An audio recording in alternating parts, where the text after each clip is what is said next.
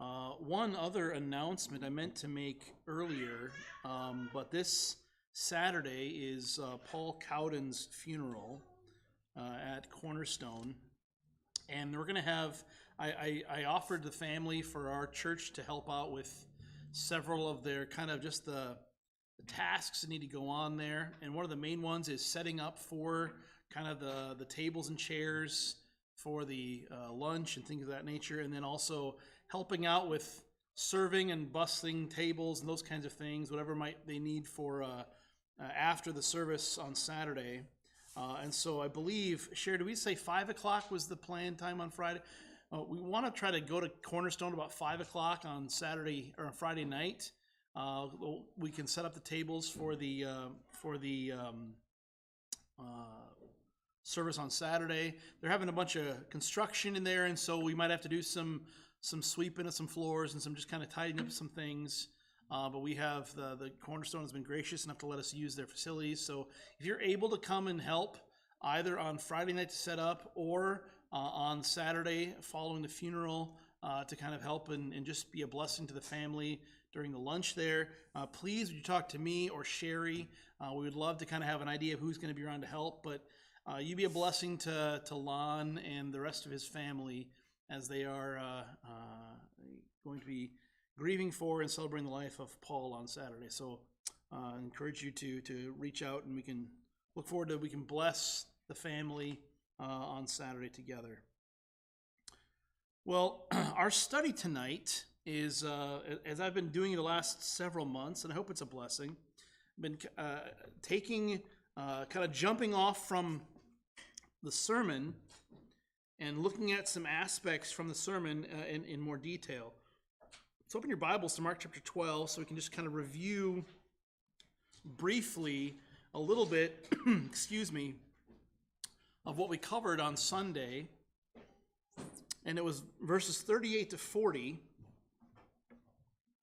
And I'll just read them briefly here and just kind of give the quick, obvious summary here. It says this: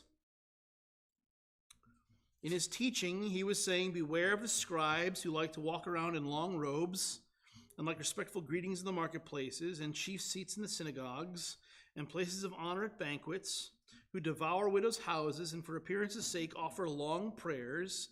These will receive greater condemnation." Now, the scribes, again, a scribe wasn't necessarily a declaration of a theological position in general, but oftentimes what I believe when the New Testament speaks of scribes, particularly in the Gospels, referring to the theological doctors, the legal scholars of the law, and particularly most often in conjunction with the sect of the Pharisees. And so Jesus here is describing the theological elite, the scholars of Judaism, popular by the people particularly, and it's describing them in a very unflattering way. Really, if you want to think about a parallel to the text of Mark 12, 38 to 40, it's really most of Matthew chapter 23, where it's characterized by the saying repeated like 6 or 7 times, "Woe to you, scribes and Pharisees, hypocrites." And then he goes on to describe them with various, again, unflattering descriptions of their activities. So Jesus gives a very clear warning to those who are listening, his audience, of the hypocritical and condemnable activities which characterized many of the scribes. And he told them to watch out. The language there, beware of those things, beware of those scribes.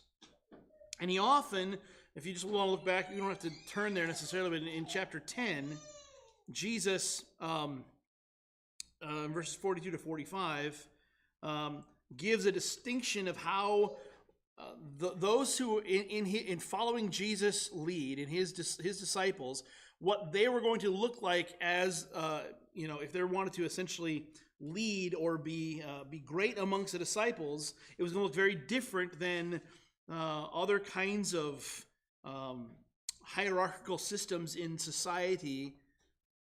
But it was a leading by service, and Jesus in verse 45 of Mark chapter 10 says, the Son of Man did not come to be served, but to serve and to give his life a ransom for many. So Jesus very clearly and repeatedly contrasted what was great and commendable in the sight of God, which was this self-sacrificial service, pointing to God, not pointing to self. Again, with that of the scribes and Pharisees who often called men to look at them, and even as Jesus describes in Mark chapter 12, they like to wear ostentatious garb and do things so as to be looked at and revered among men for their holiness and righteousness. Now, so we talked about that primarily on Sunday, and again, Jesus warned his hearers of the very real danger of these false shepherds in their midst. Now, the book of Jude and the second chapter of Second Peter, offer some very consistent descriptions of what often characterizes false teachers in the church. And so tonight, I'd like us to look and think about some of these descriptions, and again, contrasting false teachers with those who ought to, or with what a false teacher looks like and is characterized by, with what a true teacher, true shepherd in the churches ought to be characterized by and ought to look like. So let's look at our first question here. According to 2 Peter 2:1 and Jude 4, what are some things that characterize the teaching of false teachers? So I'd like to have a volunteer. We'll start with adults again, because I'll usually get the kids will volunteer quickly, but an adult to read for me 2 Peter 2 verse 1. We'll go teenagers, qualify, okay. Daniel, if you read 2 Peter 2:1, don't get your big head because I said adults and called you. Be careful there, young dude. But yes, 2 Peter 2:1, and again, we want to look at some of the things here that Peter describes characterizes false teachers. So Daniel, go ahead and read 2 Peter chapter 2, verse 1. But false prophets also arose among the people, just as there will also be false teachers among you, who will secretly introduce destructive heresies, even denying the master who brought them, bringing swift destruction upon themselves. Okay, so Daniel or anyone else who was looking or listening, what are some of the things here that describe, that characterize the teaching of the false teachers according to 2 Peter 2, verse 1? They will secretly introduce destructive heresies. And that's interesting. Notice that word secretly. What does that, how would that look if someone was coming and secretly introducing destructive heresies? Tell me how that looks, or what that picture looks like in your mind. Someone is secretly introducing destructive heresies. Any ideas, Christine? Kind of like a wolf in sheep's clothing. Yeah, a wolf, someone who dresses so as to pass inspection initially, but bringing in these things. They're not waving a banner saying condemnable heresies, here, and these doctrines will condemn you, kind of thing. Isaiah. They say something that slightly deviates from the truth, and then when people set that, they say something that slightly goes away, so they try to gradually make people go where they go. Yeah, I think that's also really a good practical way that looks, is incremental kinds of deviations, of this kind of incremental trajectory going away from what is true and faith, again, tested and true doctrinal instruction. Okay? Anything else that we notice in these verses? Again, concerning the teaching of these false teachers, we have what Daniel and Isaiah have kind of brought out, and Christina brought out, is that, well, the Johnson answer, I love it. Okay, they brought out the kind of the method, like the manner of this teaching. It's secret. It's not in your face. It's kind of it's incremental. What else do we have in 2 Peter 2 verse 1 that just talks about the teaching of the false teachers. Yeah, they're denying the master who bought them. And again, and notice it says even denying the master who bought them. That gets the idea of they're making these distinctions or these heresies, and they're going even so far as to do this. Now, again, I would imagine in most places, most cases, it doesn't start with that on day one. The false teacher will, have a Christ-denying teaching from the day one, but it gets to that point. So again, they begin bad in a sneaky kind of incremental way, and they continue to progress up to include an absolute denial of the work of Christ, either fundamentally or overtly. And there's different ways you can do that. So that's one thing we see here. Again, all these are important. The slow, secret, deceptive nature, but even it gets to this extent of clear denials of Christ. Let's look at Jude, verse 4. Can I have someone read Jude verse 4? Lauren, would you please read that for us? Verse 4, for certain persons have crept in unnoticed, those who were long beforehand marked out for this condemnation, ungodly persons who turn the grace of our God into licentiousness and deny our only Master and Lord, Jesus Christ. Now we should see some similarities there between what Jude and Peter have written. But looking at verse 4 in Jude, what are, again, some distinct things here regarding the characterizations of the teaching of the false teachers? Or some Here unnoticed, which would be kind of like in secret. Yeah. They crept in unnoticed. Again, it's that same picture of this devious entrance. Okay, very good. Anything else?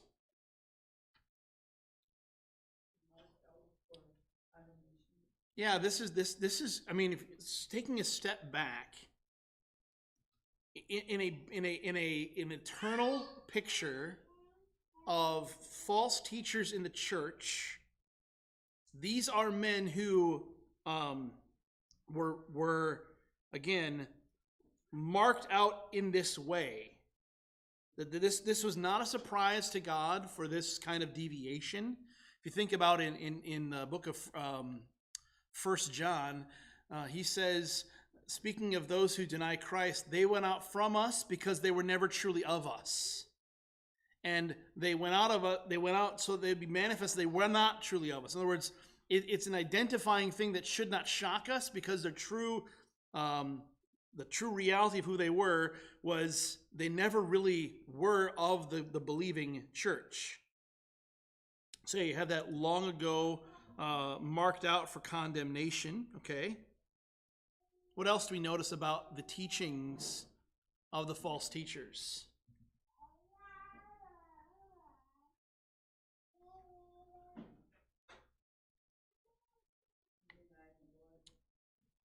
Yeah, we have the deny our only Master and Lord Jesus Christ. Yeah, we have, again, both Peter and Jude bring in this, to the height of this heretical, non-Christian teaching. They say they even go to this point, okay? There's another detail in there that also is illuminating and often, unfortunately, characteristic of false teaching and false teachers. Yes, Daniel. They turn the grace of God into licentiousness. Yeah, that's exactly right. And now my question for that is, because Daniel's right, turn the grace of God into licentiousness. The question is, what does that mean? We understand, at least I think when we hear the idea of grace of God, we get that. We think of salvation. Licentiousness, that's a word, a Christian word, a biblical word that means something bad. But what does it mean to turn the grace of God into licentiousness? What are your thoughts? If the root part of if the then what they're promoting is that you have freedom or license to do anything because grace will cover it. So you can go ahead and sin because of grace. 100% accurate. That's exactly what they're talking about. It's this, Paul's accused of that in Romans, that he preaches that let's sin that grace may abound. He says, we're not doing that. That's a false slander on what I'm teaching. But there is this reality that false teachers will turn God's grace, his freedom, and again, freedom from the law. In the early church, one of the biggest questions was, what is the connection between the Old Testament law, the life of the obedient and observant Jew, with being a true disciple of Jesus, one who believes in him for salvation? And one of the clear teachings was that Christians don't need to first become Jews. We don't need to first follow the laws of circumcision and of all the different kinds of laws and festivals to then become Christians. No, we believe and are saved by faith in Christ. And because of that, we have freedom from that old law in the sense of how it was to be observed and rule all of life in the same way of the Jews. And because there's this freedom, then false teachers would say, well, you can essentially take that picture of freedom and go into doing all kinds of things. And it doesn't matter because either grace covers it, or in some areas it was, there was teaching they were called the Gnostics or Proto-Gnostics, that said everything flesh or tangible is sinful and all spirit is good. Therefore, the things you did with your body, whether it was drinking drinking too much or doing other kinds of things, sinful activities with the body, it wasn't a problem because it was all about this spiritual kind of grace. But anyway, the manifestation, it was turning the freedom in Christ to not be bound under the weight of the law, to essentially live out the law for achieving righteousness, which was the false idea of the Pharisees, turning that into a freedom to sin that grace may abound, essentially. And that is one of the things that Paul denied as not being part of the true teaching of the gospel. But these false teachers will do that and say, go ahead and sin because grace covers it. And there's a danger in that because, again, it is not uncommon today or in the past to use the excuse of freedom so as to enable one to do that which is enslaving and sinful, while using the theological cover language of grace to kind of try to get away with it. That is, again, marker of a false teacher, using, again, grace to cover as a get-out-of-jail-free card for the continuing to walk and dive into sin. Now, I didn't have this in your outlines, but look back at 2 Peter chapter 2. We're going to be going back and forth between Jude and Peter, so just get ready for that tonight.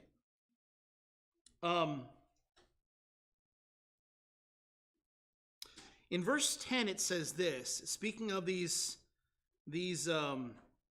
false teachers who he's going to, in verse 9, keep them under punishment for the day of judgment. He says, and especially those who indulge the flesh and its corrupt desires and despise authority.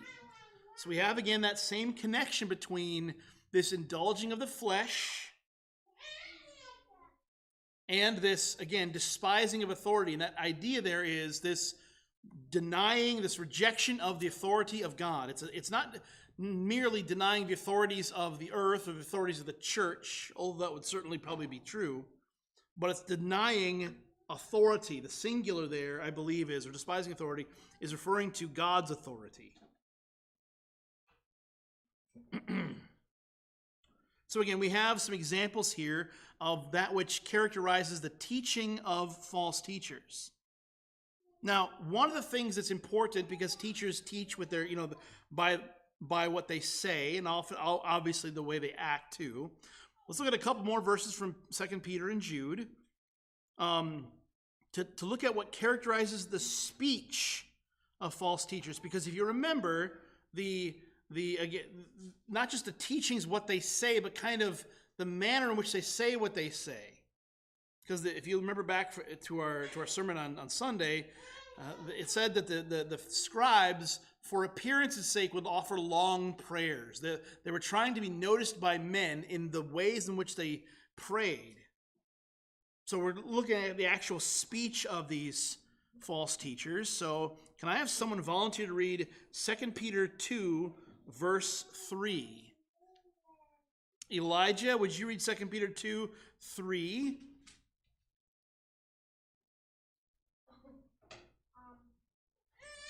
their greed they will exploit you with false words, and judgment for long ago is not idle, and their destruction is not asleep. Thank you, Elijah. So what does it mean here, or what in this verse do we find that characterizes the speech, like kind of how they say or what they say? Any ideas there?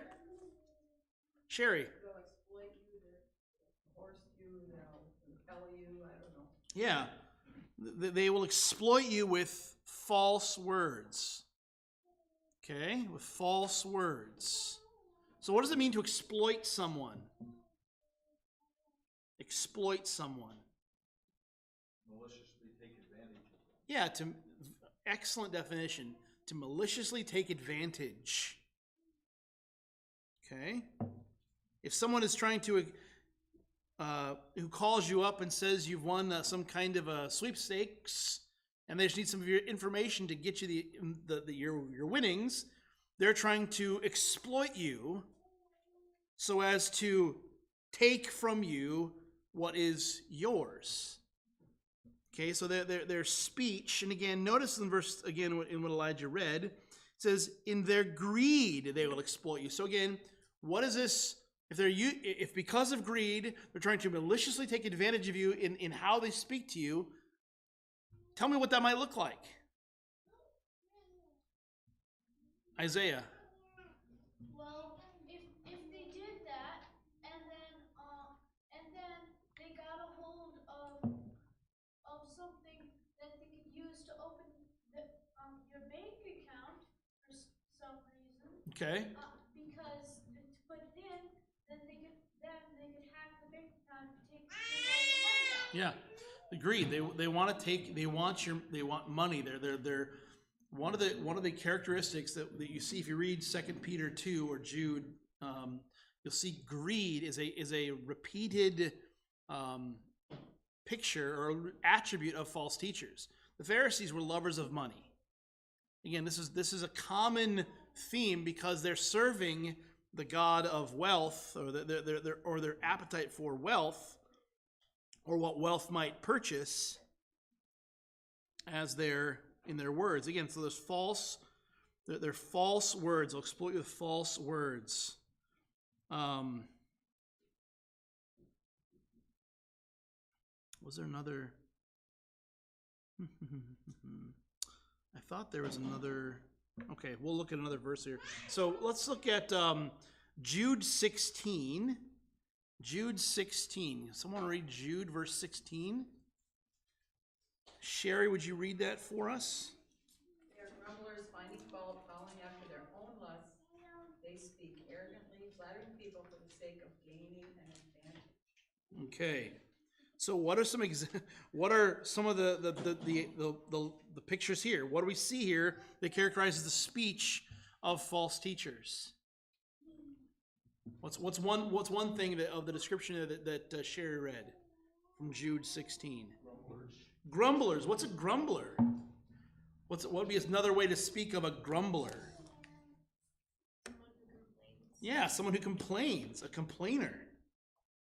Very good. Okay. All right, what else do we see? Phil. They're speaking arrogantly, flattering people Yeah. for the sake of gaining an advantage. Yeah, we have two things there. You have arrogant speakers.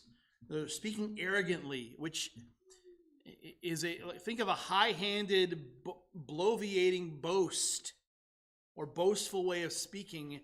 Now, it is absolutely right to speak boastfully about the Lord, to lift up the Lord in a way that has him shine above all things, to make him, to make much of him.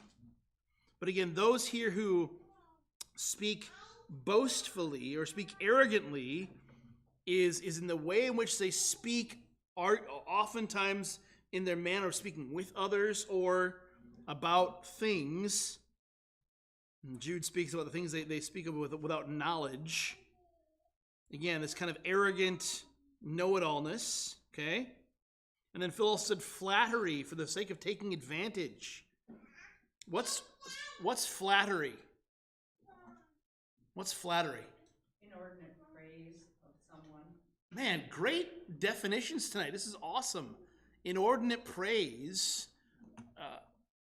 undue praise, or extra, like, over-the-top praise. Again, for the sake of taking advantage, which is, again, that picture of exploiting someone. So we have, again, this kind of, that they're arrogantly speaking about things. They're also at the same time, or in another moment, just gushing with, "Oh, you're the greatest thing since whatever it might be." They couldn't say sliced bread back then because maybe they didn't have since I don't know, leavened bread. I don't know, but anyway, but we have this again.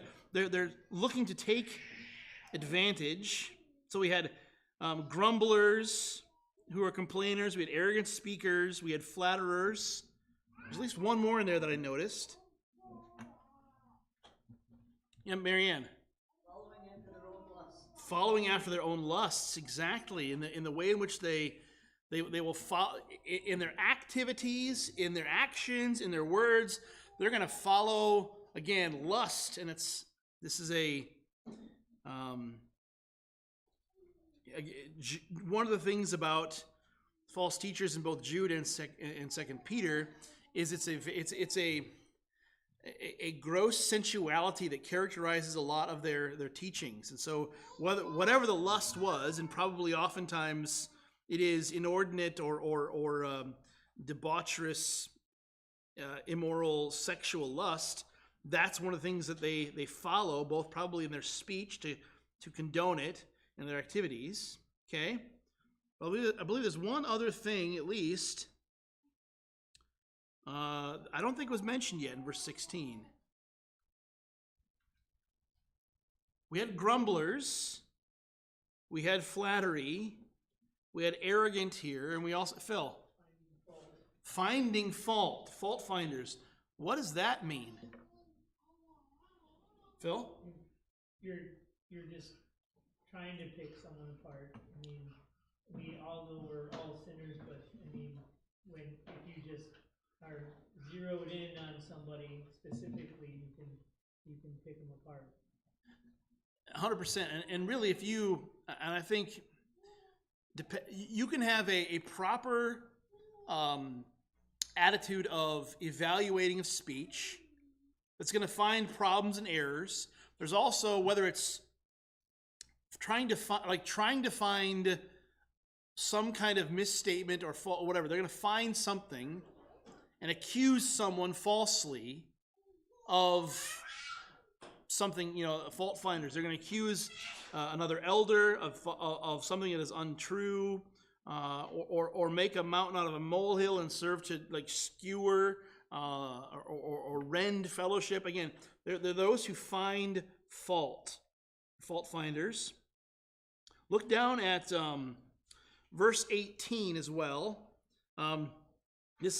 It says this, and they were saying to you, in the last time there will be mockers following after their own ungodly lusts. I believe Peter mentions mockery too, mockers. Again, those who will, deride or scoff. They're kind of marked by this low mockery in their deportment. Not that jokes are wrong necessarily, or that some things aren't worthy of mockery, because some things are worthy of treating with disdain. But in general, they will be known as those who are mockers. And this is all for the purpose of ultimately causing division. Causing division. We're going to read 3 verses kind of in quick succession here. And so I'd like to have someone be prepared to read for me Jude 19. Who would like to read Jude 19? Elizabeth, in a minute I'll have you read Jude 19. And then I'd like someone else to read Acts 20, verses 29 and 30. Would someone like to read Acts 20, 29, and 30? Phil, would you be able to read those for me? Okay. And I'll have Nathan, would you read Proverbs 18:1? So these are the verses we're going to read. So we're going to read out of Jude 19, then Acts chapter 20, and then Proverbs 18. Again, this is the intentionality, I believe, of false teachers is to draw away disciples unto themselves, and these are some of the verses that we'll hear that in. So, Elizabeth, read Jude 19. These ones are cause Divisions. divisions, worldly-minded, devoid of the Spirit. Yeah, so again, they're the ones who cause divisions. Okay, this is what we're talking about. Those who make divisions in the church. Okay, Phil, Acts 20 verses 29 and 30. I know that after my departure, savage wolves will come in among you, not sparing the flock. And from among your own selves men will arise, speaking perverse things to draw away the disciples after them. Okay, again, this is Paul warning of false teachers coming out of really the elders of Ephesus. Okay, and then Nathan, Proverbs 18 verse 1.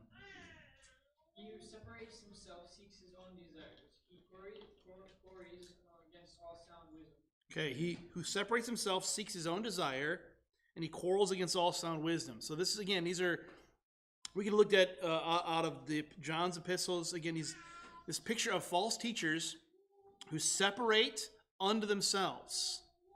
And it's a dangerous and destructive activity. Okay, so we've looked at, for the majority of our time tonight, these examples of what false teachers and false shepherds look like. Now, number 3 in your outlines there, it says the primary spiritual leadership role in the church is referred to by 3 different names in these following verses: 1 Timothy 3:2, Titus 1:5, and then Ephesians 4:11. Let's look at those and then write down what those names are. These are all synonymous words that mean the same or refer to the same office. So I'm going to ask Hannah, would you read 1 Timothy 3:2? I would like to have Evan read Titus 1:5. I would like Mariah to read Ephesians 4:11. And we'll have a bonus one that I don't think is on. Oh, yeah, the bonus one is on there. 1 Peter 5:2. We're going to have Isaiah's not read yet, so I'll have Isaiah read. So we're going to read those, and we want to answer, write down what the name is given to the leadership role in the church. So 1 Timothy 3:2. A bishop then must be blameless, the husband of one wife, temperate, sober-minded, of good behavior, hospitable, able to teach. Okay, we have Hannah read there a bishop. Does anyone else have a different word there in 1 Timothy 3:2? Overseer. So bishop / overseer, those words are the same. They're the same actual Greek word, but translated in different ways in the New Testament. So letter A there, or letter A there is bishop, or you could say overseer. All right? Good. Titus 1:5. That's okay. You keep flipping to all the verses, and we'll wait for you. That's all right. It's a good problem to have. At Bible study, we turn pages. That's what we do.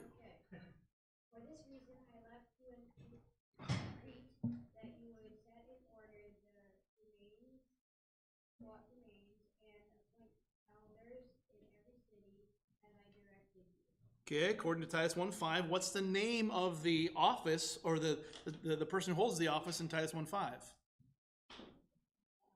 Elder, yeah. So in Timothy we have overseer and bishop. And Titus now we have elder.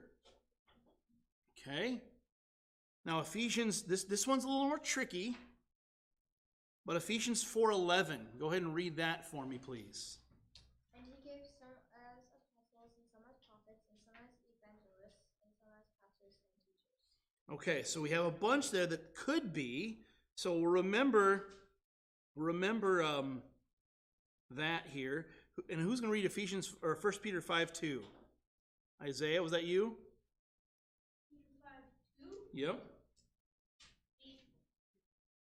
Shepherd the flock of God among you, exercising oversight not under compulsion, but voluntarily, according to the will of God, and not for sordid gain, but with eagerness. Okay, so who has an idea what the third one is there, letter C? What's the right answer for the name or the title or the description of the same group? Shepherd. Or what's another word for a shepherd? Pastor. Pastor is one who shepherds. Comes from the same basic word. So we have bishop, overseer, elder, pastor, shepherd. Those are all, again, the same, the words that refer to the same kind of office in the New Testament church. So according to, now, there's two places. It's in 1 Timothy chapter 3 and Titus 1. We'll look at Titus chapter 1. Let's turn over there to Titus chapter 1. In Titus chapter 1, there are more than 10 indispensable characteristics that must be present in order for someone to be qualified to be an elder, pastor, bishop, overseer. Now, I'm going to read verses 5 through 9 of Titus chapter 1. And what I want you to do is listen for, and you can note some of the again, there's, I think, 14 or so, but more than 10 characteristics, character qualities that someone must have. And I want to hear which ones of those stick out to you and why those would be significantly important, okay? So I'm going to read these, and then we'll look for some input here in a second. So Titus 1, starting at verse 5. For this reason, I left you in Crete, that you would set in order what remains and appoint elders in every city as I directed you.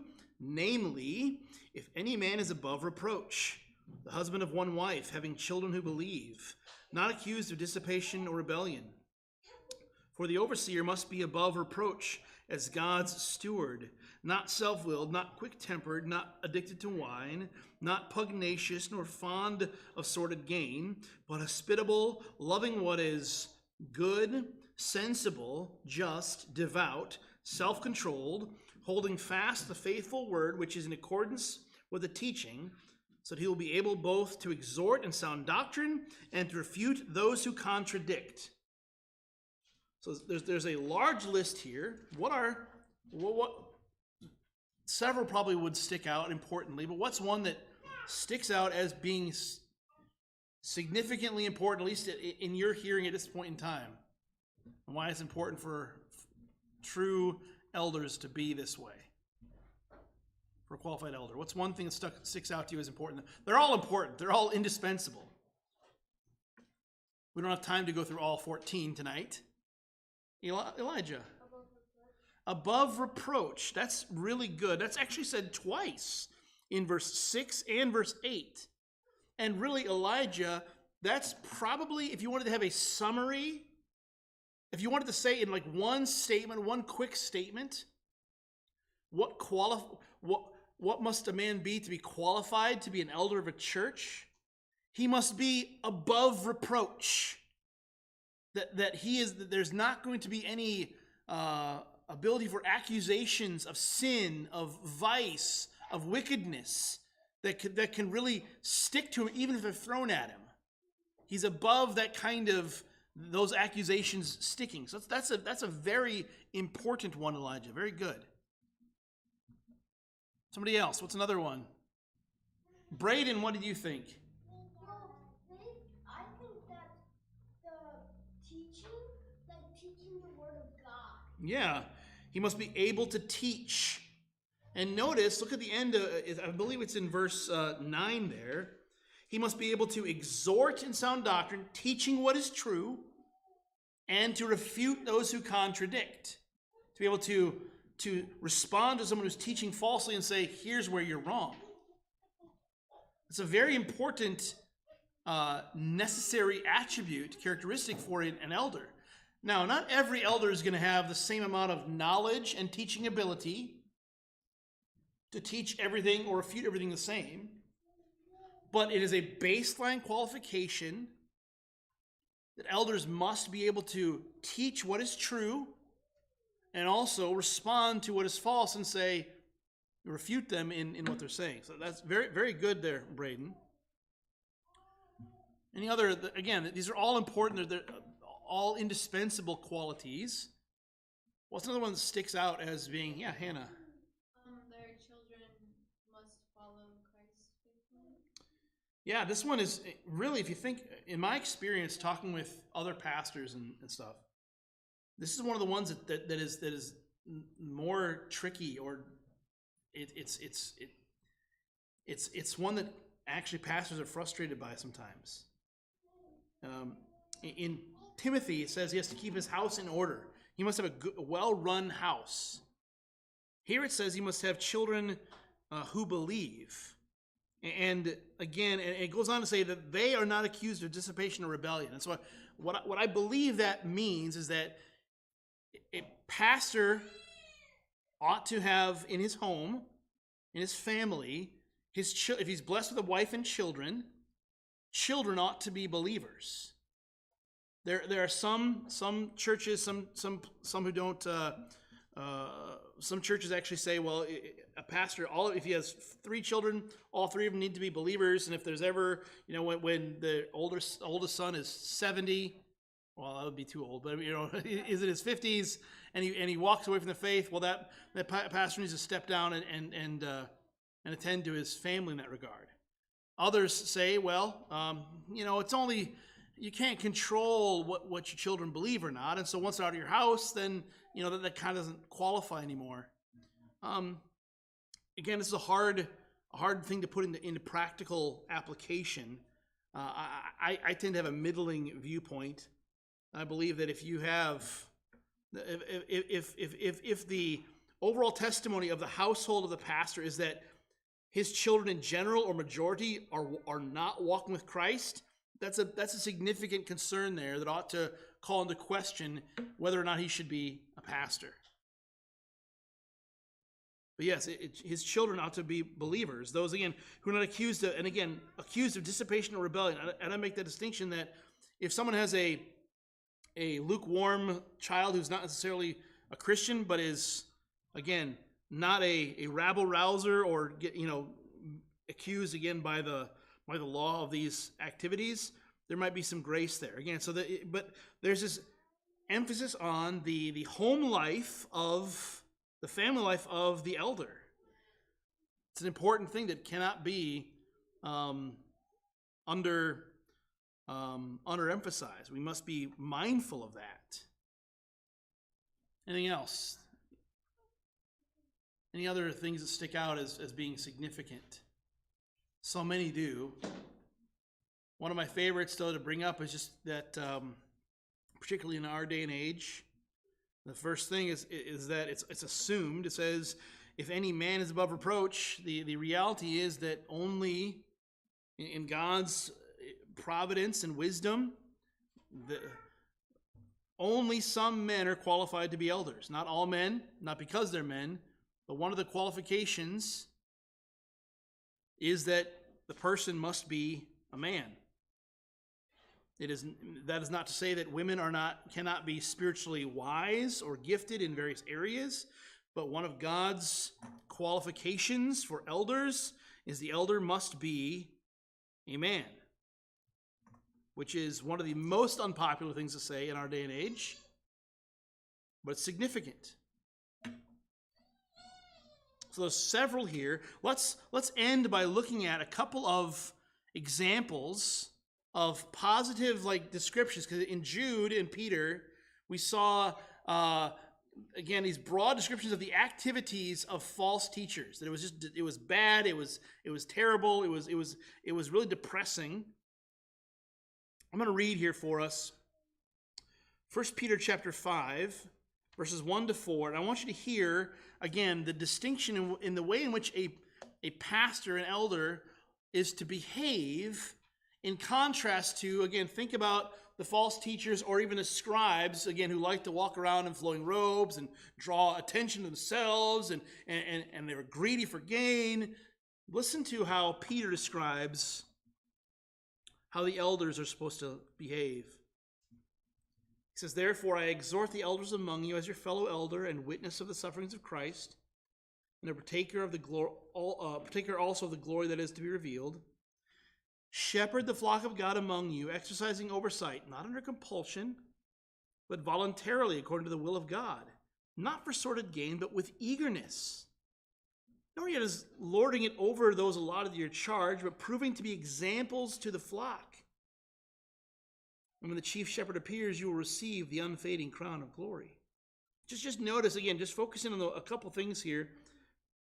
He's not to be compelled, forced to do his duty of shepherding. He's not in it for sordid gain, though the Bible does, again, give proper teaching for supporting those elders who preach and teach the word properly and who do that well. But notice it says he's to be an example for the flock. So his life is to lead by example. His activities are to lead by example in godliness and holiness and faithfulness. One other final example. Turn to 1 Thessalonians chapter 2. 1 Thessalonians chapter 2. I'm just going to read these 5 verses.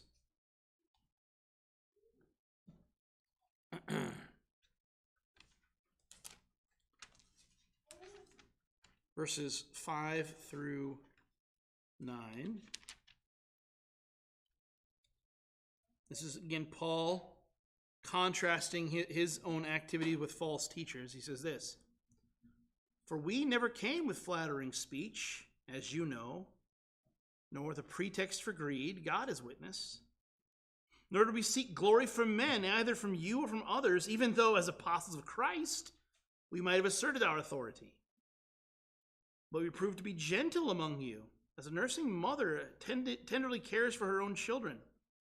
Having so fond an affection for you, we were well pleased to impart to you not only the gospel of God, but also our own lives, because you had become very dear to us." I guess I'll end there in verse 8. Notice there, though, what Paul says. He very distinctly contrasts flattery. I didn't do this. I wasn't coming for greed. God knows these things. But look at verse 6. He says, we didn't seek glory from men, but he says, even though there ought to have been some proper, I'm trying to think of the right word here, deferment as apostles of Christ. They were due some recognition as apostles of Christ. He says, we didn't even press for that. What we could have had and ought to have had, we didn't press for that. Because we could have asserted our own authority as apostles. We didn't do that. So again, he didn't have flattering speech. He wasn't trying to take advantage. He wasn't seeking glory. He wasn't trying to take things from them. But then what characterized his activities, it wasn't this mocker, it wasn't arrogant speech, but rather the picture of verse 7, gentle like a nursing mother tenderly cares for her own children. Again, a mother nursing her infant toddler child and the care given from mom to child. That was the picture. That was what he's saying this to them. This is how we acted. And you will, again, the idea is that they would have said, yes, that's how he acted. which is very contrary to arrogant, boastful, flattering for taking advantage, and all these kinds of activities. So true shepherds and false shepherds may not always be apparent initially and immediately, but over time, qualifications or lack thereof will manifest themselves, both in their activities around and about, but also in their interactions with the church. So Jesus says to beware of the scribes who walk around. And we ought to be mindful too. It is for you young people particularly, when you leave the house, and if you move far away or you're not that far away, you'll need to find your own churches. Or you'll have families in which you will be part of finding a good church. And you'll need to have a mindful attitude about finding good, qualified churches that teach the gospel, that have qualified elders who lead them. And their ministries ought to look more like that of 1 Thessalonians chapter 2 or 1 Peter 5, and less like those boastful, arrogant, false teachers of 2 Peter 2 and Jude. Well, let me close with a word of prayer. Heavenly Father, thank you for tonight and for the study. I pray that it was a blessing to your people, that it honored you, and Lord, that we might be wise and faithful. In Christ's name, amen.